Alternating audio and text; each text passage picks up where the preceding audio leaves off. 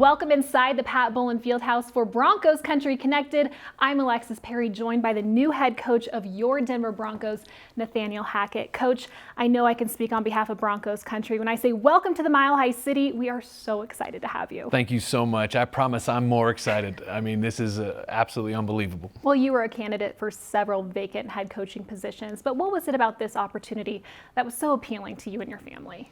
I mean, it's the organization, and it's George. I mean, I think, and it's his whole staff that he had. I mean, when you went into that interview, I mean, I don't think I can explain just kind of the feeling. Like, it didn't feel like an interview. It felt like we were getting ready to go start winning football games together, and everybody was on the same page. The communication was great, and you just kind of felt that energy. You felt how good it was. And then this organization I've looked up to since I was a kid. I mean, coming to the Mile High Stadium, I mean, it's unbelievable. I mean, just the fans, I mean, everything. I mean, it is a true unbelievable organization. Well, before this search even began, George Paton said he was looking for a strong leader who could motivate these players day in and day out. So how would you describe your leadership style, and what's the culture you're trying to create here? You know, that's been something we've been talking about a lot, and I think that the starting point for anybody that wants to lead, you have to have a relationship with the people that you're with. And I think that, you know, football players, they work real hard. When you have a relationship with them and you ask them to do certain things and you try to hold them accountable, as long as you have these different relationships and they feel like they can hold me accountable as their coach, I think that creates a strong leader. And I think that it's so important that it's not necessarily about me leading, but it's about me showing them that they can lead. Because, I mean, in the end, a player-led team is when you can build dynasties and you can see people just go the distance. And I think that that's what I want to instill into those guys. And I want to create a culture, an environment where those guys are excited to come into the building. They want to come in. They don't know what's going to happen next. They're excited to go to meetings. They're excited when I get up in front of the group. They're excited to go out and practice. I mean, that's what you're trying to do, because that's how they get better. Wanting to play football. I mean, wanting to get going and get out there. Well, your offense, it seems like there's some West Coast principles, but really it's a ton of your own flair mixed into that. So tell us a little bit about your offensive system and how is it applicable to any personnel? Yeah, so the system itself, I think when you look at it, it's kind of evolved over time. And I remember when I worked for so many different coordinators, so many different people, learned the West Coast system from my father, was with John Gruden, was at Buffalo Bills, and then kind of created my own at Syracuse while I was there. And we kind of combined all these different systems and created one there. Then went to Buffalo and redid it, and was always just kind of evolving and creating it with the West Coast foundation of how the quarterback plays, how you teach the quarterback. And then I had the opportunity to go be with Matt LaFleur at Green Bay Packers. And that's where this outside zone play pass world, it was kind of the last system, because I've been in so many, the last system I really wanted to learn, and I wanted to understand it because I've just had so much respect for it. We created kind of this unbelievable system that we have at Green Bay, and now we're going to bring here to Denver. And I think it allows you to take advantage of different people's skills through so many different ways and have this complexity, but simplicity to it. So I think there's just so many great things about it. Well, of course, you've studied countless defensive schemes. Like you mentioned, you played and coached on that side of the ball as well. So what makes a successful defense, and how will that influence what you're looking for in a defensive coordinator? Yeah, I think, whenever you're doing that, especially from a head coach, to have that opportunity to hire a defensive coordinator, you want to look at the defenses that are the most difficult for you. As a coordinator, we go through all this time and we know which ones are difficult. We know the ones that are hard.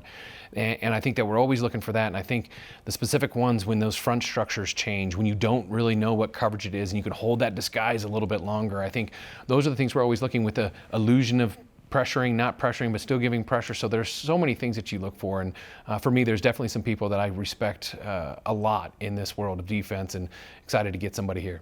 When reviewing the tape on the Denver Broncos, what excites you most about this current roster? I mean, I'll tell you right now, I mean, there's a good offense. I mean, there's a good young running backs, good veteran running back. You got some good wide receivers. I mean, some good tight ends, a good offensive line. I mean, it's a lot of exciting things right there. You got a young quarterback, you got a great defense. I mean, it's an exciting roster. It's close. And I think, we just got to get everybody working together as a team and moving forward. Okay, well, the quarterbacks that you've worked with in the past, they have had glowing reviews about your approach. So what methods have you found to be the most successful in harnessing the skills of your signal callers? I mean, that position is hard. Right. I mean, playing quarterback is so hard. I mean, the different things that a quarterback goes through that people don't even know. They just think they walk out, drop back, throw the ball to the open guy. I mean, it's so extensive. I mean, the amount of training that we do, the things that we have to put them through to get them up to the level to be successful is unbelievable. And so I think for me, it's about letting them understand that I'm there for them. Right. I want to help them. I want them to be great. I want them to have the feeling that when they're out there, they almost don't even need me, that they can have that can't stop me mentality, and they go out there and they play ball. And I think that's what you're always looking at. I think those guys have always known that I'm going to adjust to them. I'm going to make sure that they feel good, and when they hear my voice, it's comforting, and and at the same time exciting for what might come in. And but I think always explaining the whys, always making them understand what we're trying to do. Never just throw something at them. Never get them freaked out or anything like that. Just let them go out there and play ball. I know your father. He's a football lifer, 40-year coaching career. So what is some advice that he's given you that you think is really applicable, especially now in a role as a head coach? I remember when he was helping me develop as a coach, I'll never forget, I always had a script. You might see coaches had scripts in their hands. You read the play and give the play to the quarterback, whatever it might be. So your head's down. And I remember one of the things he told me, he said, Nathaniel, put that script away.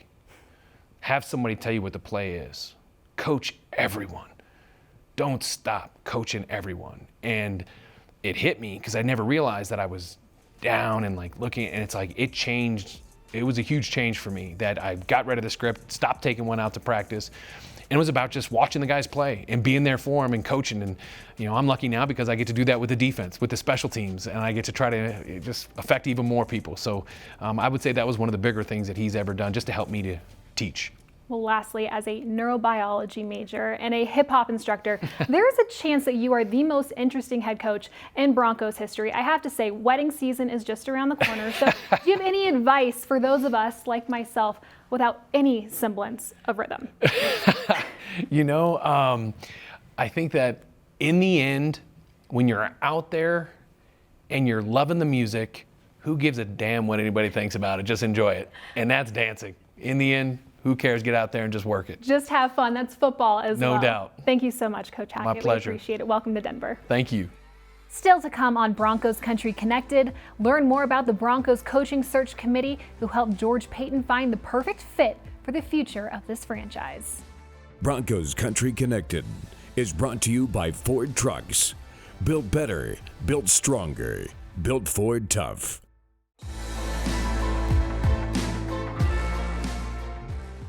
Well, I don't know. What are we doing? Because aren't you guys supposed to be in school? Yeah. Oh, yeah. And so, what are we doing? Skipping school. Yeah, we're skipping school. Not really skipping school. We just have a kind of an important family event that we've got to do. Oh gosh, this is gonna be like Disney World, the happiest place on earth once we get there. Okay. Yeah. Guys, have you guys ever done this before? When you go right on the tarmac? Holy bananas! Never been on one of these before. Yes, you guys definitely have not been on one of these planes before. Movies. There's so many different kinds of feelings that you have, you know, from just genuine excitement, genuine appreciation, to nervousness of getting up and moving the family, and then the excitement of understanding what the organization is, what it's meant to me since I was a kid. This is Denver Bronco football. This is the greatest job in the world for everybody.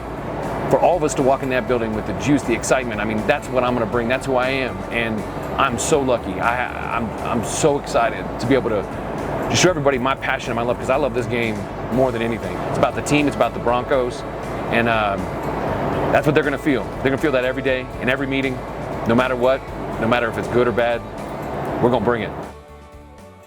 Well, there's no doubt we are just as excited for the Hackett era of Broncos football. But now more on those who helped General Manager George Paton make the biggest decision of his career so far. After more than 4 hours of interviews with each of the 10 candidates within an 11-day span, the 5-person search committee came to a unanimous decision to hire the Packers offensive coordinator. Here's a glimpse into the Broncos' extensive search and the committee that helped Paton throughout the process.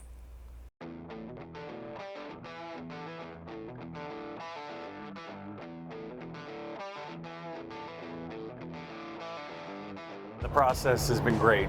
You know, we have a really good committee from a lot of different departments, you know, a diverse group. They all bring something different, and we're in our interview setting. You know, you're in there for 3.5, 4 hours, and so they all kind of ask it questions pertaining to their department. Ray Jackson, with players, and Rich Hurtado will get into some cap, and Patrick Smythe, he'll talk about, the community and public relations and the media. Kelly Klein, who's kind of put everything together. Darren Muji and I will get into the football part of it, and so we really get a wide range of questions and thoughts, and so it's been really good. As the head coach, what do you want the identity of your team to be? We all kind of are seeing it through a different lens, think it differently when we hear answers, which gives us great perspective and kind of allows us to kind of come from different angles. We're touching on the vision, the plan, we're touching on the coaching staff, football philosophies, big picture stuff, and then we also like to try and put them in different scenarios that may come up as a head coach, just see their answers. But he's also got to deal with coaches that are different personalities. My perspective, still I can talk to the player side too because of my age and experience.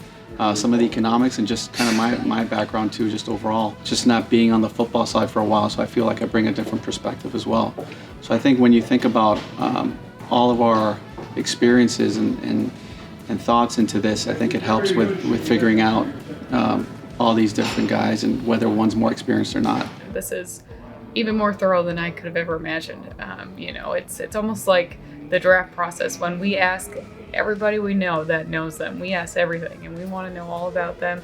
Their background, their family, their coaching style, how they handle players, how they are as a leader, how they are in the media, how they are with community. We're asking everyone because it's obviously a massive job. We need to know everything about this person. And then if that brings up questions that we need to ask them in the interview to find out, what they're all about. You walk down and your coaches are just standing around. I mean, what's done? What do you say? As an ex-player, someone that's been in our players' shoes, a guy that knows the pulse of the locker room, I get an opportunity to learn a lot about the players and what they're looking for. And so I get to bring that aspect and somewhat of a voice for the players. Instead of just taking one viewpoint, we're hearing everybody else's viewpoint. And I think that's important when you're coming to a decision like this. Again, obviously we want to get back to being the top of the AFC West. And when you collaborate like that, I think we'll have a better chance. I just wanted to thank our small and diverse search committee, and that's Darren Muji, Kelly Klein, Rich Hurtado, Ray Jackson, and Patrick Smythe. I thought it was really important to bring the entire committee to these interviews just so all the candidates got a taste of what we're all about in this organization, and it shined bright. It's my pleasure to introduce the 18th head coach in Denver Broncos history, Nathaniel Hackett. For more exclusive behind-the-scenes content, head to denverbroncos.com or the Broncos YouTube channel. Now coming up on Broncos Country Connected, the Denver 7 crew reacts to the hiring of Nathaniel Hackett. Don't go anywhere. Broncos Country Connected is presented by Carpet Mill Outlets. Bigger discounts, better selections. Thanks for sticking with us for this final segment of Broncos Country Connected. The hiring of head coach Nathaniel Hackett is the first of many important hires that will be happening over the next few weeks. From coordinators to position coaches, Hackett hopes to surround himself with people who complement and challenge his coaching philosophies and strategies, and can help him get the best out of his players. For more on some potential candidates Hackett may consider, here's Lionel Bienvenu, Troy Rank, and Ryan Harris. Thanks, Alexis, and welcome to our Denver 7 segment brought to you by 1-800-GOT-JUNK. Well, Ryan and Troy, we heard from Nathaniel Hackett earlier in the show. We heard him talk for about 40 minutes last Friday. And Troy, you sat down and talked to him one-on-one. First of all, let's go with Troy. You asked him about his name. And what should we call him? Well, he can go by Nate. He can go by Hack. And if his parents are around, Lionel, it's Nathaniel. All right, Nate or Hack. Got that. All right, after listening to Hack and talking with him, Troy, do you think George Paton got the right guy? Listen, I think when it all came down to it, it was going to be either Dan Quinn or Nathaniel Hackett. And they both bring similar energy. They're caffeinated. But Hackett's vision for the entire team, that means defense and special teams, and the fact he is a play caller on offense tilted the scale in his favor. So right now on paper, from a personality standpoint, they absolutely got the right guy. Ryan, you heard everything Hack had to say too. As a former player who played for Mike Shanahan, Gary Kubiak, Josh McDaniels, the new Raiders coach. You played for Andy Reid and Mike Tomlin.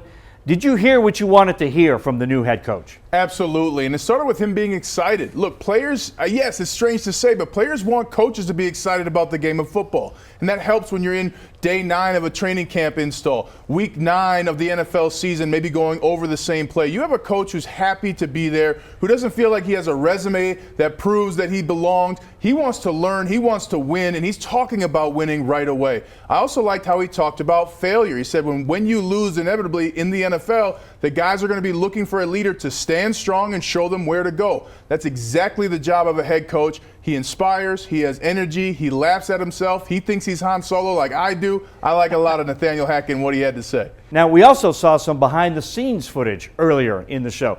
Details about how George Paton and the search committee went about finding Hackett as the next head coach. I got to say, guys, I am very impressed with Paton and the process that he followed here, interviewing 10 candidates, then going back to Hackett a couple of times, Troy, before making his decision. Yeah, George Paton, he could have been an IRS agent the way he audits things. I mean, he is so detailed in the process, and I appreciate that because what George Paton told me, Lionel, is he had never met Nathaniel Hackett. That explains the open-minded part of this process. He could have easily gone with a coach he was familiar with. He told me that 5 coaches of the 10 could have been the next coach of the Broncos, but the detailed process of the in-person in Green Bay, in-person Monday in Denver, and then a Zoom for 30 minutes, just George Paton and Nathaniel Hackett sold him that this was the vision, this was the energy, this was the guy to go to the way. And so you can live with your decision because you know the process was correct. No regrets there, for sure. All right, Ryan, let's get back to the players. Now they know who the new head coach is. What is the next step for Hackett and the players who are currently on the Broncos roster? Well, first things first, usually the team will say, hey, if you're in town, come meet the coach after his press conference. If you didn't meet him, he's going to be calling some of the key leaders like Justin Simmons and others. Also, you're going to call some friends who are in Green Bay who play with Nathaniel Hackett. What do I need to know about this guy? But the next important step is getting his staff together, and that staff, if you get a new offensive line coach or a new receivers coach, they got to talk to everybody on the roster, get to know them. Hey, I watched this game. I thought you played well here. Those are the conversations that start to build the rapport you need to win in September, October, November. But you got to start that now. You got to show these players wherever they are in the world that you're thinking of them, that you're studying them, and you're thinking of ways to make them more successful in the future. So there's no postseason break for Hack. I mean, he's not going to say, all right, I'm going to go to Cancun for a couple of weeks, decompress, then I'll come back and get things rolling. Troy, no. Head coach, just the beginning. As Ryan said, first step is get that staff together, including the all-important offensive, defensive, and special teams coordinators. Yeah, it's not as easy as people think because coaches are under contract, number one, and some of them can get promoted, as several Packers coaches have, to prevent him from going to get them. But you look at Jason Otten, the tight ends coach of the Packers, he could be the OC. You could bring in someone like Clint Kubiak to help him, maybe be the pass game or run game coordinator. On the defensive side, his former college teammate, Ivaro Ijiro, that is his guy. He's known him from UC Davis. He could be the coordinator after the Super Bowl because he's with the Rams. Anthony Weaver of the Ravens also on the radar. So starting to get a little clarity, but it's going to take a few days, Lionel. Is quarterback next on the to-do list? Well, Ryan knows this. First, he's got to look at the roster. What am I working with? And I'm sure that was part of the interview process. But yes, they've got to figure out what you have at quarterback, what's realistic. Do you keep Drew Lock? I wouldn't waste a lot of time going over Bridgewater stuff, only because I don't see him as an option. Maybe you decide that Drew Lock could be a plan B or C, but I do believe Nathaniel Hackett's going to look at all of it and say, okay, we've got to be prepared to make a run at an Aaron Rodgers, a Jimmy Garoppolo, a Kirk Cousins, a Russell Wilson. That, to me, is plan A. And if that's not it, maybe you just go get a bridge quarterback and take one in the first round. Ryan, Hack wouldn't have gotten the job if he didn't have plans in place already for his offense and defense. So is it too early for players to get started on the playbook and the system? Does Hackett already have it ready to go? Well, I guarantee you, if Peyton Manning was on the team, he'd have that playbook already, right? So it's never too early to start. And Nathaniel Hackett has the playbook he's going to use. He may pull in a new couple plays, but there's the foundation there. And if you're Drew Lock, if you're Javonte Williams, Jerry Jeudy, Cortland Sutton, that's what you want in your first meeting with him. Hey, great to meet you, Coach. Welcome to Denver, but give me the playbook. Let me see what we're going to be looking like. If you're an offensive lineman, what do those calls sound like? And that's the kind of thing that gets you going. So now in your postseason workouts and preseason preseason for next year, you're actually running the plays you're going to run. You're getting used to that system. And you want to know that the coach is ready for that too. You want to prepare coach to play as well as you are. And by giving the playbook early, you tell the players, we're ready to win, and I'm going to give you the early trimmings of this big feast we're about to have this season. Thanks, guys. Well, that's all the time we have for Broncos Country Connected, but be sure to tune in next week for the latest out of the UC Health Training Center. Thanks for watching.